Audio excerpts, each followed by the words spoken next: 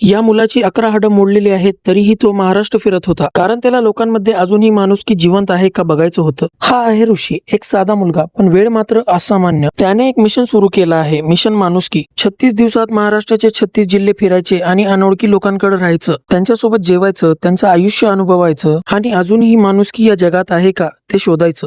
पण इथून खरी गोष्ट सुरू होते. ऋषी फक्त ट्रॅव्हल करत नव्हता, तो वेदना घेऊन प्रवास करत होता. त्याचा भयंकर ऍक्सिडेंट झाला होता. त्याची तब्बल 11 हाडं मोडलेली होती. मानेला बेल्ट, पाठीला बेल्ट आणि डॉक्टरांनी आराम सांगितलेला. पण तरीही तो रोज गाडी चालवत होता, किलोमीटरच्या किलोमीटर प्रवास करत होता, कारण त्याच्याकडे एक स्वप्न होतं, लोकांमध्ये माणुसकी शोधायचं. आणि त्या प्रवासात तो माझ्या औसा शहरात आला. आमची ओळख झाली, गप्पा सुरू झाल्या. काही वेळात तो मला अनोळखी वाटेनासा झाला. तो हिंदू होता, मी मुस्लिम आहे, पण खरं सांगू, त्या एका दिवसात आम्ही धर्म बघितलाच नाही, आम्ही फक्त माणुसकी बघितली. तो माझ्याकडे राहिला. मी त्याला औसा शहरातला किल्ला फिरवलो, बालाजी मंदिरला घेऊन गेलो आणि त्यासोबत मी त्याला मस्जिद पण दाखवली. बघत बघत रात्र झाली आणि मी त्याला माझ्या मित्रांकडे घेऊन गेलो आणि त्याची ओळख करून दिली. माझे मित्र त्याच्यासोबत खूप गप्पा मारत होते, खूप हसत होते, जसे ते एकमेकांना अगोदरपासून ओळखतात. पण एका गोष्टीने मला आतून हलवलं. इतक्या वेदनेत असूनही तो मुलगा सतत हसत होता, ना कोणतीही तक्रार, ना कोणताही दुःख चेहऱ्यावर.